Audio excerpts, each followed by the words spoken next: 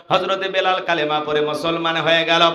নবী আমার ডেকে বলে, বেলাল, ইসলামের অবস্থা এখন ভালো না, কালেমা পড়েছো, আপাতত প্রকাশ করা যাবে না।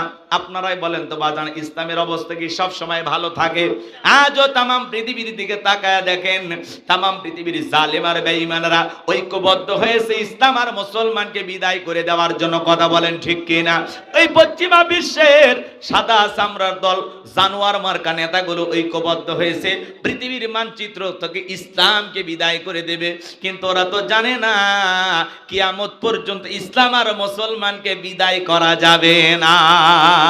কারণ ইসলামের সুইচ আছে কার হাতে? আর একটু জোরে বলেন। আমার আল্লাহ ডেকে বলেন, ইউরিদুনা লিতুফিউ নূরাল্লাহি বিআফওয়াহিহিম আল্লাহু মুতিম্মু নূরিহি ওয়ালাউ কারিহাল কাফিরুন।